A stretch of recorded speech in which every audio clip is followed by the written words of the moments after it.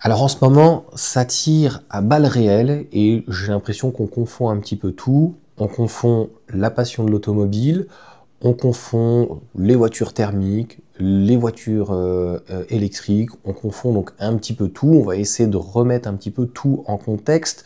L'Europe n'est pas les États-Unis, preuve du contraire. Donald Trump, il me semble qu'il a été élu face à Joe Biden et Elon Musk, voilà. Je pense, à mon sens, hein, c'est plutôt dans l'ensemble une connerie. Mais Elon Musk, donc il n'y a pas que Tesla, derrière il y a SpaceX, derrière il y a aussi la volonté d'avoir un véhicule, donc le robot-taxi, et il faut bien comprendre que ces gens influents, Elon Musk est le premier milliardaire a priori, devant tout le monde, donc ce qu'il souhaite, c'est influencer quand même la politique, et on voit bien que la politique, malheureusement, influence énormément l'économie. On voit ce que ça donne en Europe et en France. On n'est même pas fichu d'avoir en fait une conduite de niveau 3, ni pour les constructeurs chinois, ni éventuellement pour le maquis, ça passe tout juste au niveau de Ford, ni pour nos constructeurs européens, Mercedes, mais éventuellement Renault ou d'autres, Google.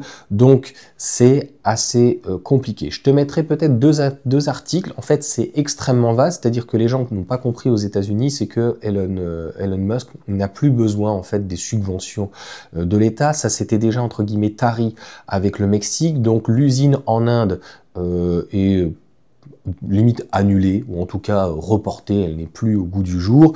La priorité est déjà aux usines existantes, avec celle du Texas, avec celle de Shanghai, et puis celle donc en Europe, mais ça on y reviendra en fin de vidéo. Sur la partie donc États-Unis, de toute façon Donald Trump, même s'il arrête les aides sur les voitures électriques, le but c'était de contrer les constructeurs chinois. Joe Biden avait commencé déjà en interdisant les logiciels donc chinois.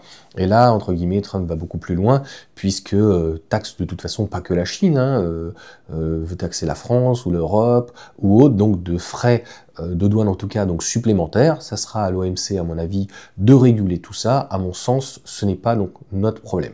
Donc en Chine, Tesla se porte très très bien. Tesla se porte aussi très très bien donc aux États-Unis et va continuer donc à se porter bien dans la mesure où les gens adhèrent à pratiquement 50% en fait de la politique de Trump, qu'on aime ou qu'on n'aime pas, et au-delà de ça, les évolutions en fait tarifaires ne changeront rien du fait que Tesla est pratiquement le seul sur le continent donc américain. Même on le voit au Canada, mais bon, ils ont augmenté énormément leurs prix, mais ça va revenir, je pense, hein, ça va baisser, etc. On a donc des prix qui restent relativement attractifs, contrairement donc à Ford, General Motors. Et puis je tiens à rappeler que nous ne sommes pas donc les États-Unis, puisque les États-Unis aujourd'hui sont encore le premier producteur donc de pétrole aujourd'hui grâce au gaz de schiste. Donc autant moi je ne suis pas pour le gaz de schiste parce qu'on sait que c'est une véritable bêtise, pour pas être en tout cas plus grossier, et les mines, notamment de lithium, étaient quand même donc nettement plus intéressantes, en tout cas environnementalement parlant. Donc concrètement, comment je dirais que ça va se passer? Eh bien, le problème va se tourner plutôt au niveau de l'Europe aujourd'hui, où voilà, on rentre dans une politique un petit peu mortifère, où tout est très compliqué. Voilà. Il est certain, et dans l'article à juste titre, certaines références de Elon Musk et le fait qu'il donne son soutien à l'AfD, etc., c'est un petit peu détestable, au même titre que Trump qui explique qu'il va nettoyer la bande de Gaza, c'est à mon sens complètement détestable, mais encore une fois, voilà, ne rentrons pas dans ces parties-là. Moi, ce qui m'intéresse, c'est l'avenir au niveau donc de Tesla. Donc encore une fois, l'impact sera extrêmement négligeable, hein, très très très réduite en Chine, parce que les Chinois s'en fichent complètement de ça. Aux États-Unis, il n'y aura, à mon sens, aucun problème, sauf peut-être avec les anciens possesseurs. Mais là, ça risque clairement de coincer, on va dire, peut-être en Allemagne, en France, dans des pays peut-être un peu plus communistes, hein, je suis désolé, un petit peu plus à gauche, et qui disent je vais vendre mon véhicule, je n'achèterai pas donc de Tesla, Et on voit que Tesla a de grandes difficultés donc en Europe. Comme je l'ai expliqué, le Cybercab de toute façon va arriver, un véhicule totalement autonome, ça ne sera pas partout.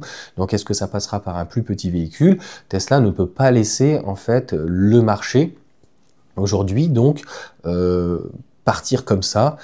Aujourd'hui, le modèle Y se vend très bien. Le modèle 3, alors c'est tout le paradoxe. Dans le nord de l'Europe, il se vend extrêmement bien. Il fait une croissance vraiment très intéressante. Et dans le sud de l'Europe, on est extrêmement rétrogradé. C'est assez dur pour la voiture électrique, donc d'une manière globale. Donc comment ça va se passer? Ben, je pense que de toute manière, il faut bien comprendre que ça va aller crescendo. Il va rentrer de toute façon dans le gouvernement de Trump, donc les gens, ça va lui déplaire. Et mais de toute façon, en Europe, ça se fait pas trop la politique et le business, alors que finalement, les gens sont quand même d'une naïveté en Europe et en France. C'est que tout est influé. Je tiens juste à rappeler qu'à Bruxelles, un coup t'es dans le privé, un coup t'es dans le public, il y a des lobbies, etc. Donc en fait, il faut toujours prendre parti. Moi, je dirais qu'aujourd'hui, j'ai un véhicule, j'ai une Tesla parce que j'apprécie en fait son agrément de conduite et je m'en fiche totalement en fait de ce que pourrait dire ou ce que pourrait faire. Sinon, en fait, on n'en finit plus. On regarde toutes les marques et voilà, tu vois Carlos Ghosn, Carlos Tavares, tu regardes Lucas De Meo, enfin, ils ont tous donc des casseroles, si on peut dire. Donc voilà, mettons tout ça de côté. Restons en fait concentrés sur les véhicules. Je tiens à rappeler encore une fois que Tesla ne fait pas que des voitures électriques, ils font aussi plein d'autres choses. Et ça serait dommage en fait d'avoir quand même une belle usine à la Giga Berlin. Et je rappelle que Tesla a toujours l'envie, et Elon Musk, d'installer donc une usine en France ou en Espagne. Je pense qu'on n'a pas les moyens actuellement, économiquement parlant, de se permettre en fait de se refuser des nouvelles technologies.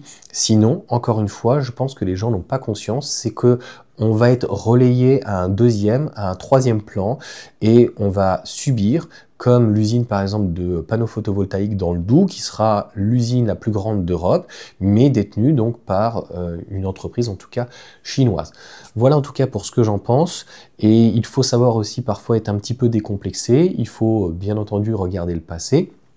Il faut éviter donc de faire des erreurs, mais à un moment donné, si on commence à dire « Oh non, on touche pas aux mines parce qu'en fait ça va créer des problèmes environnementaux, ah mais on touche pas à ceci, ah mais on arrête les centrales nucléaires, on arrête tout », c'est très très compliqué et on voit en Allemagne, ils ont décidé de faire certains choix et aujourd'hui et demain, ils le payeront de toute façon malheureusement amèrement au niveau économique et ça va pas malheureusement en tout cas aller en tout cas en s'améliorant. Sur ce, ciao à tous.